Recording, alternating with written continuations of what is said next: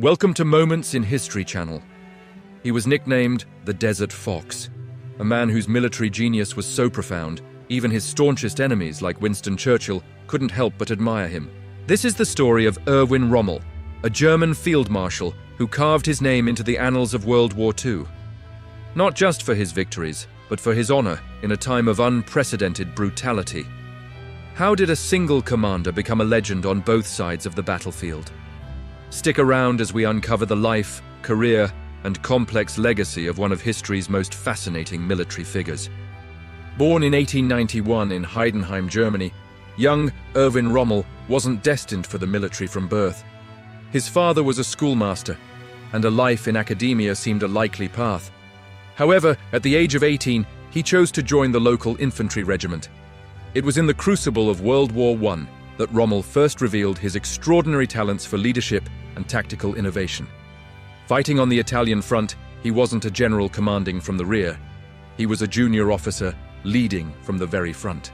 His specialty was infiltration tactics, leading small, highly motivated units to punch through enemy lines, cause chaos, and achieve objectives that seemed impossible.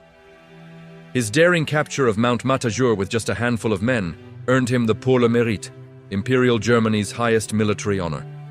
This early experience forged the principles that would define his entire career: speed, surprise, and leading by example.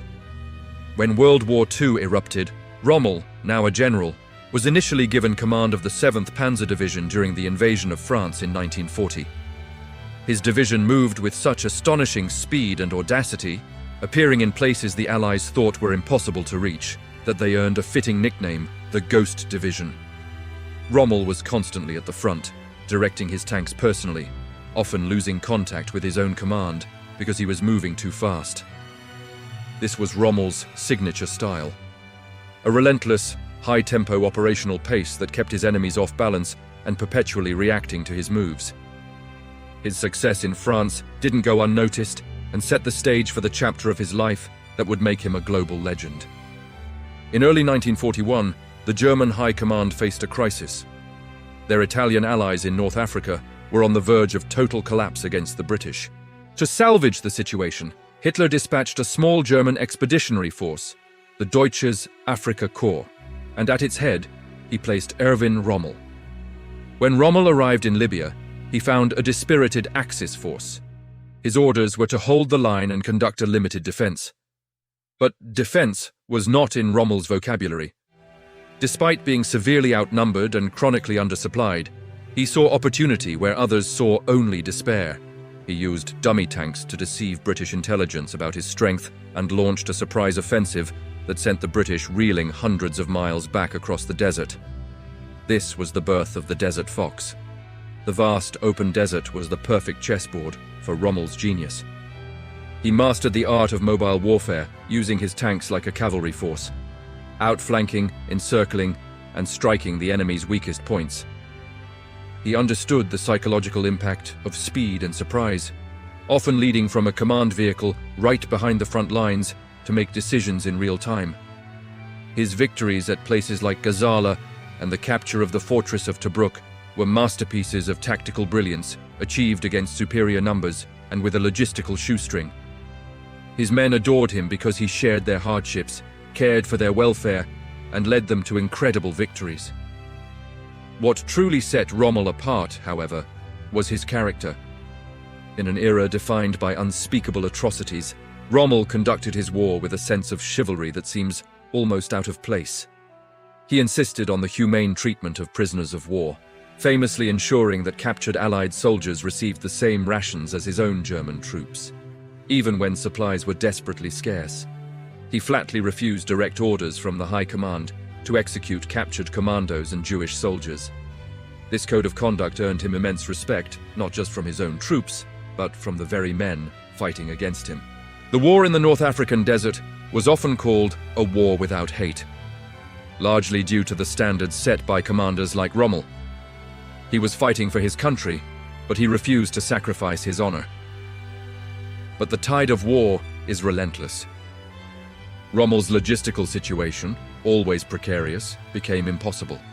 With the Allies controlling the Mediterranean, his Afrika Korps was starved of fuel, tanks, and reinforcements. Meanwhile, the British, now under the determined command of Bernard Montgomery, were being massively resupplied. At the Second Battle of El Alamein in late 1942, Rommel's forces were overwhelmed by sheer numbers and material superiority. Despite a skillful and stubborn defense, he was forced into a long, grueling retreat across North Africa. Simultaneously, American and British forces landed in Morocco and Algeria in Operation Torch, placing Rommel's army in an inescapable vice. Out of fuel and ammunition, the once invincible Afrika Korps was finally forced to surrender in Tunisia in 1943. Rommel, having fallen ill, had been recalled to Germany just before the final collapse, his desert campaign over. His reputation, however, remained untarnished. Seen as one of Germany's few genuinely brilliant commanders, he was tasked with fortifying the Atlantic Wall, the coastal defenses meant to repel the anticipated Allied invasion of France. Rommel worked tirelessly, planting millions of mines and building thousands of obstacles, knowing that the only way to defeat the invasion was to stop it on the beaches. But he clashed with his superiors, who favored keeping the tank divisions far from the coast. Rommel argued passionately that if the Allies secured a beachhead, their air superiority would make it impossible to move reinforcements, and the war would be lost. On June 6, 1944, D-Day, his worst fears were realized. The Allies landed in Normandy, and as Rommel had predicted, the German armored reserves were held too far back to intervene effectively. By this point, Rommel, like many other senior officers, had become completely disillusioned with Hitler's leadership. He saw that the war was unwinnable, and that Hitler's fanaticism was leading Germany to total destruction. He became connected with a group of conspirators who were planning to remove Hitler from power. While his exact level of involvement in the July 20th assassination plot is debated by historians, it's clear he was aware of it and supported the idea of negotiating peace with the Allies. When the plot failed, the Gestapo's investigation inevitably led them to Rommel. On October 14, 1944, two generals from Hitler's headquarters arrived at his home. They gave him an ultimatum: face a public show trial for treason, which would disgrace him and endanger his family, or take his own life quietly. To protect his wife and son, Rommel chose the latter. He said his goodbyes and was driven away, dying by a cyanide capsule. The Nazi regime announced that their great national hero had died from wounds sustained earlier in an air attack. Erwin Rommel's legacy is one of the most complex of the 20th century. He was a field marshal in a monstrous regime, yet he personally embodied honor, chivalry, and tactical brilliance.